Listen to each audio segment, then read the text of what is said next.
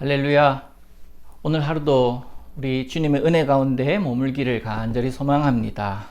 2월 3일 수요일 아침 우리 함께 하나님 말씀 나눕니다. 신명기 18장 1절에서 14절까지의 말씀 보겠습니다. 1절에서 14절까지 말씀을 제가 읽어드립니다. 레위 사람 제사장과 레위의 온 지파는 이스라엘 중에 분깃도 없고 기업도 없을지니 그들은 여호와의 화제물과 그 기업을 먹을 것이라. 그들이 그들의 형제 중에서 기업을 가지지 않을 것은 여호와께서 그들의 기업이 되심이니 그들에게 말씀하심 같으니라. 제사장이 백성에게서 받을 몫은 이러하니 곧 그 드리는 제물의 소나 양이나 그 앞다리와 두 볼과 위라. 이것을 제사장에게 줄 것이요 또 내가 처음 거둔 곡식과 포도주와 기름과 내가 처음 깎은 양털을 내가 그에게 줄 것이니 이는 내 하나님 여호와께서 내 모든 지파 중에서 그를 택하여 내시고 그와 그의 자손에게 항상 여호와의 이름으로 서서 섬기게 하셨음이니라. 이스라엘 온 땅 어떤 성읍에든지 거주하는 레위인이 간절한 소원이 있어 그가 사는 곳을 떠날지라도 여호와께서 택하신 곳에 이르면 여호와 앞에선 그의 모든 형제 레위인과 같이 그의 하나님 여호와의 이름으로 섬길 수 있나니 그 사람의 몫은 그들과 같을 것이요 그가 조상의 것을 판 것은 별도의 소유이니라. 내 하나님 여호와께서 내게 주시는 땅에 들어가거든 너는 그 민족들의 가증한 행위를 본받지 말 것이니 그의 아들이나 딸을 불 가운데로 지나게 하는 자나 점쟁이나 길흉을 말하는 자나 요술하는 자나 무당이나 진언자나 신접자나 박수나 초혼자를 너희 가운데 용납하지 말라. 이런 일을 행하는 모든 자를 여호와께서 가증히 여기시나니 이런 가증한 일로 말미암아 내 하나님 여호와께서 그들을 내 앞에서 쫓아내시느니라. 너는 내 하나님 여호와 앞에서 완전하라. 네가 쫓아낼 이 민족들은 길흉을 말하는 자나 점쟁이의 말을 듣거니와 내게는 내 하나님 여호와께서 이런 일을 용납하지 아니하시느니라. 아멘. 두 가지 주제를 이야기를 하고 있습니다. 오늘은요 제사장에 관한 이야기, 레위인과 제사장의 몫에 관한 이야기를 언급하고 계시고, 또 하나는 다른 민족들의 가증한 행위를 본받지 말라라고 하나님은 말씀하고 계십니다. 첫 번째 테마, 우리 모두는 하나님 앞에 사역자입니다. 사역자들 가운데는 여러분과 같이 개인의 생업을 가진 채 사역을 하고 있는 그런 사역자들이 있는가 하면 저처럼 따로 생업을 갖지 않고 전적으로 헌신하는 자가 있습니다. 성경에는 레위인을 그런 자들이다라고 설명을 하고 있는데요. 오늘 말씀에서 첫 번째 테마는 이거예요. 하나님께 전적으로 헌신하는 자들의 필요를 돌아보라는 것입니다.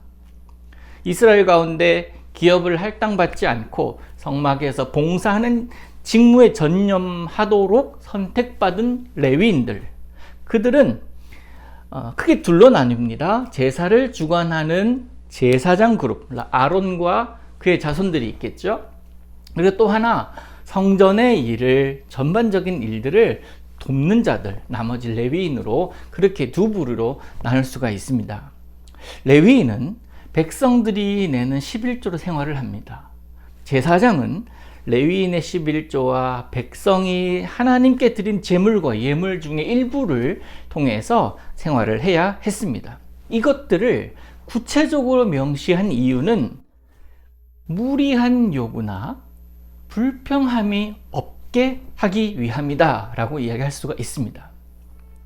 하나님의 사역에 전적으로 부름받은 사역자는 하나님 한 분만, 여호와 하나님 한 분만을 기업으로 삼고 믿음으로 살아가야 되고, 필요를 채우시는 하나님이심을 그들이 삶으로 고백하며 그들의 맡겨진 일들을 감당할 때에 다른 것에 마음을 두지 않게 하기 위함이다 라고 이야기할 수가 있을 것이고, 또 이스라엘 백성들은요 그렇게 전적으로 헌신하는 자들, 하나님의 부르심을 받아서 전적으로 성막에서 봉사하는 자들을 사랑으로 섬겨야 합니다. 이것이 건강한 모습이다라는 거예요. 그래서 가장 건강한 이스라엘 공동체 뿐만 아니라 가장 건강한 교회 공동체는 어떤 것이냐, 제사장이, 레위인이 전적으로 사역하는 자들이 참되고 거룩하여서 하나님 앞에 백성들의 제사를 집례하고 예배를 집례하고 백성들은 그렇게 제사장을 통하여 올려드린 제사로 인하여 하나님의 백성됨을 회복하는 것. 그것이 가장 건강한 이스라엘 공동체, 교회 공동체의 모습이 아닐까 하는 생각을 합니다. 다시 말해서 우리 모두는 사역자라고 했잖아요. 내게 맡겨진 일에 정말 정성을 다하여 내가 있는 곳에서 섬기는 것. 그것이 가장 건강한 공동체라 생각을 합니다. 그래서 여러분, 저도 우리 교회가 그러하기를 원합니다. 그러기에 먼저 여러분은 전적으로 헌신된 저를 위해서 기도해 주시기를 부탁드립니다. 또 저는 또한 여러분 신앙생활이, 하나님 앞에서의 예배 생활이 거룩하고 경건하고 또 바람직하도록 기도하면서 도울 것입니다. 우리 모두가 각자의 자리에서 하나님 앞에서 내게 맡기신 일들을 겸손하게 행함으로 하나님의 뜻을 이루며 나아갈 때에 하나님은 저와 여러분의 모습 속에서 진정한 만족과 또 우리에게 은혜 베푸실 줄로 믿습니다.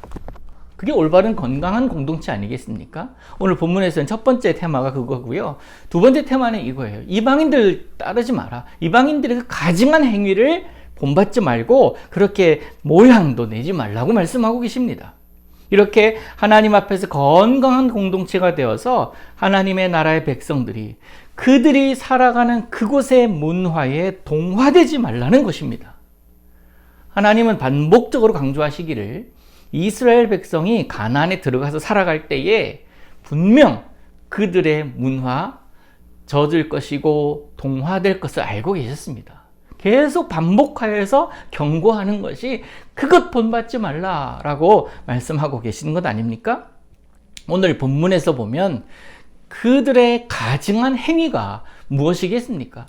뭉뚱거려서 통합하여서 한마디 할 수 있는 것은 우상숭배예요. 하나님 외에 다른 것에 마음을 둔 겁니다. 어떤 가증한 행위들이 있었습니까? 10절부터 보면은 아들이나 딸을 불가운데로 지나가게 하고 점쟁이나 길흉을 말하는 자나 요술하는 자, 무당, 진언자, 신접자, 박수나 초혼자를 너희 가운데 그냥 두는 거예요. 그러면서 그들의 이야기를 들으면서 그들에게 마음을 주고 있는 것입니다.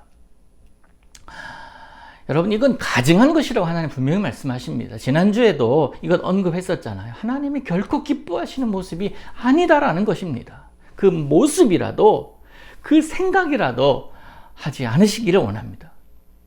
하나님이 가나안 민족들을 그 땅에 쫓아내신 이유 첫 번째가 바로 이것 때문에 그렇습니다. 가증한 것이기 때문에. 그러므로 이스라엘 백성들은요, 하나님께서 허락하신 그 땅에서 하나님만을 예배하는 삶, 그 삶을 살기를 원하셨고 또 이스라엘 백성들은 그렇게 살아야 했었습니다. 그러나 안타깝게도 그들은 어떻게 되었습니까? 그곳에 묻혀버려요. 동화되어 버립니다. 우상 숭배에 빠져서 결국 약속의 땅에서 쫓겨나요. 여러분, 영적 전쟁이라는 것 성경에서만 있는 것이 아니라 우리 생활 가운데 있는 것 아닙니까? 날마다 내 마음속에는 신앙의 양심과 세상의 양심이 충돌합니다. 싸웁니다. 때로는 신앙의 양심이 이 세상의 양심을 이기기도 하지만 이 세상의 양심이 너무 커서 상황 때문에 이 신앙의 양심을 무너뜨리기도 하는 것이 우리들의 삶입니다. 날마다 전쟁합니다. 여러분, 이 전쟁에 이기는 방법, 우리 이겨야 되잖아요. 이기는 방법이 뭡니까? 말씀으로 무장하는 것. 그래서 전신갑주를 취하라 라고 성경은 이야기하고 있지 않습니까? 하나님께서 주시는 은혜, 하나님께서 주시는, 공급해 주시는 그 힘으로 오늘도 무장하여서 신앙인답게, 그리스도인답게 오늘도 살아야 할 것입니다. 근데 그 은혜를 어떻게 공급받을 수 있습니까? 그 하나님으로부터 오는 힘을 내가 어떻게 취할 수가 있습니까? 이거예요. 지금 하고 있는 이거. 주야로 말씀을 묵상하고, 하나님, 오늘은 어떻게 살아야 할까요? 내 삶을 하나님께 의탁합니다. 내 가정을 하나님께 의탁합니다. 내 직장을 하나님께 의탁합니다. 하면서 하나님께 전적으로 주권을 돌려드리는 모습. 그 방법밖에 없습니다. 이 세상은 내 힘으로 되는 것이 아니잖아요. 하나님의 은혜와 능력 없이 세상을 어떻게 이길 수가 있겠습니까? 그래서 오늘 기도하고 하루를 시작하는 것 아닙니까? 우리는 이 땅에 살아가지만 결코 이 세상의 문화에 휩쓸리면 안 됩니다. 오히려 예수 믿는 사람답게 이 세상 속에서 나를 지켜서 내 믿음을 지키고 내 신앙을 지켜서 세상을 오히려 아름답게 만들어 가야 할 의무가 있는 사람이 바로 우리들 그리스도인 아닙니까? 바다에 죽은 물고기들은 물결의 흐름대로 떠밀려 다니다가 결국 짠물에 쩔어버리죠. 다른 고기들의 밥이 되고 맙니다. 그러나 산 물고기는 짠물에 산다 할지라도 그 짠물이 들지 않습니다. 짜지 않습니다. 심지어 자신의 온 힘을 다하여 폭포수를 거슬러 올라가기도 합니다. 살아있기 때문에 그렇습니다. 믿는 사람이 그러해야 됩니다. 산 물고기가 되어야 됩니다. 사랑하는 성도 여러분, 오늘 무기력한 물고기, 죽은 물고기 되지 않고 산 물고기의 열정으로 살아가시기를 원합니다. 어제와 똑같은 하루, 일주일 전이나 2주 전이나 똑같은 오늘 아니에요. 하나님 오늘 새롭게 열어주셨으니 그 열어주신 하나님의 의도와 하나님의 뜻이 무엇인지를 퀘스천 마크를 달고 살아보시기를 바랍니다. 오늘 내가 만나는 사람들, 내가 하는 생각들, 내가 하는 행동들 가운데 하나님의 흔적이 나타남을 여러분 기억하고 또 느껴보시기를 소망합니다. 이전의 모습이 아니라 죽은 믿음으로 살아감이 아니라 산 믿음으로 내 속에 거하신 하나님의 능력을 오늘 경험하시기를 바랍니다. 그래서 세상을 이미 이겼노라 라고 선포하셨던 우리 예수님의 말씀 기억하면서 오늘도 세상 가운데 나가실 때의 힘으로 능력으로 우리 그분의 주권으로 오늘도 살아가시기를 주님의 이름으로 축복합니다.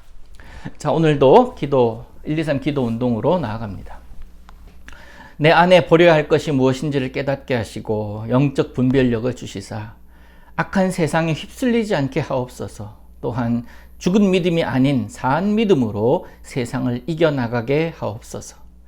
오랫동안 이어온 코로나 상황으로 우울하고 마음에 불안이 가득한 자들이 많이 있음을 주께서 기억하여 주옵시고 그들에게 말씀으로 회복이 되며 살아계신 하나님의 능력을 경험하는 은혜를 주옵소서. 직장과 사업 가운데 하나님의 돌보심을 느끼게 하시고 나와 우리만을 위함이 아닌 하나님의 영광을 돌려드리는 일들을 행하는 직장과 사업이 되게 하옵소서. 아멘.